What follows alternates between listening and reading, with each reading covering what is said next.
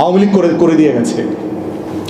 সিদ্দিক ভাই জানেন কিনা, ভারতকে 1000 না যেন 1500 একরের একটা এক্সক্লুসিভ ইকোনমিক জোন দিয়েছে। 1500 একরের ফেনী নদীর এবং বঙ্গোপসাগর মুখী।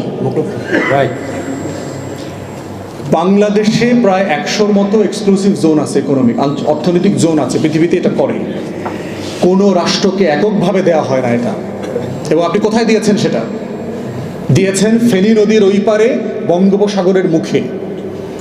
তাহলে যদি ফেনী নদীর ব্রিজটা ভেঙে দেয় তাহলে কিন্তু পার্বত্য চট্টগ্রাম এবং চট্টগ্রাম বিভাগ কিন্তু বাংলাদেশ থেকে আলাদা হয়ে যাবে। রাইট। এবং সেটা নিয়ে আজকে ভারতের প্রোপাগান্ডা মেশিনগুলো কথা বলছে। কলকাতা নিয়ে যাওয়ার গল্প বলছে না, দেখছেন না যে কলকাতা নিয়ে যাবে? কেন বলছে তারা? কারণ জানে যে ওইখানে আমার 1500 একরের এক্সক্লুসিভ জোন আছে। ওখানে কি ভারত ব্যবসা করে? ও ফকিরের জাতি, ও ব্যবসা করে এখানে। ও এখানে গোয়েন্দা সংস্থা তৈরি করেছে, ও এখানে ওর নেইবার বেস তৈরি করছে। সেখানে বাংলাদেশকে আলাদা করবার জন্য কাজ করছে। রামপালে কি ভারত বিদ্যুৎ উৎপাদন করতে আসছে সুন্দরবনে? এই ধরনের মানে রাষ্ট্র বিক্রির যে প্রকল্প আওয়ামী ফাঁসিবাদীরা করে গেছে গত 16 বছরে। আমরা অন্তর্বর্তীকালীন সরকারকে বলছি ইমিডিয়েটলি মিরেশ্বরাইতে ভারতকে দেয়া এক্সক্লুসিভ জোন বাতিল করবেন, অথবা এটা সকল দেশের জন্য, চায়নাকে, পাকিস্তানকে, রাশিয়াকে, সবাইকে এখানে ব্যবসা করতে দিতে হবে। এই জোনে একটা হইতে পারবে না, এক্সক্লুসিভ হইতে পারবে না, কারণ এটা আমার সফরেনিটির সাথে প্রশ্ন। অতএব এইটা না করলে রামপালে বিদ্যুৎ কেন্দ্র একই রকম, এই প্রকল্প বাতিল করেন। সুন্দরবন ধ্বংস করে ওখানে বিদ্যুৎ দরকার নাই আমাদের। আমরা অন্ধকারে থাকবো, তারপরে বাংলাদেশ রাষ্ট্র রাখতে হবে। রাষ্ট্র থাকলে এই রাষ্ট্র আলো জ্বলবেই। এটা কয়লা দিয়ে হোক, গ্যাস দিয়ে হোক, বিদ্যুৎ দিয়ে হোক, আমরা আলো জ্বালাবোই।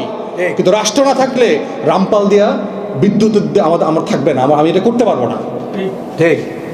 অতএব সেই যে আমার যে থ্রেট পারসেপশনগুলো আছে, যে আমার রাষ্ট্র কোথায় কোথায় হুমকির মুখে আছে, সেই জায়গাগুলো আমাকে মাথায় রাখতে হবে।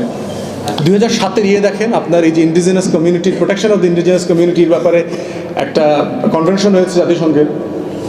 4টা দেশ সাইন করে নাই, অপোজ করেছে জাতিসংঘের সভায়। কারা কারা জানেন? যে আদিবাসীদেরকে স্বীকার করে নেয়া জাতিসংঘের যে কনভেনশন, 4টা দেশ এটা অপোজ করেছে। তার ভিতরে আমেরিকা 1 নম্বর, ইংল্যান্ড, কানাডা, অস্ট্রেলিয়া, নিউজিল্যান্ড। যারা আমাদেরকে এসে বলে যে পার্বত্য চট্টগ্রামের লোকদেরকে আদিবাসী হিসেবে স্বীকৃতি দিতে হবে, তাহলে ওরা কেন স্বীকার করতেছে না? কারণ ওরা জানে ওর রাষ্ট্রটা হলো চুরি করা রাষ্ট্র, ওর রাষ্ট্রটা হলো দখল করা রাষ্ট্র, ওর রাষ্ট্রটা হলো ইউরোপ থেকে গিয়ে বিভিন্ন দেশ থেকে কোটি কোটি আদিবাসী জনগোষ্ঠীকে হত্যা করে সে দেশ দখল করেছে, দেশ বানিয়েছে। এই জন্য সেটা সাইন করে নাই, এখনো করে নাই এটা। তাহলে তারা আমার দেশে এসে এখানকার আদিবাসী জনগোষ্ঠীকে, এখানকার ভূমিপুত্রকে বলছে যে তোমরা ওদেরকে আদিবাসী হিসাবে স্বীকৃতি দাও। ভূমিপুত্ররা সেটেলার বলতেছে। কত বড় অসভ্য প্রস্তাবনা! এবং এইটা আবার আমাদের বাটপার বুদ্ধিজীবী নাগরিক সমাজ আমাদেরকে খাওয়ায়।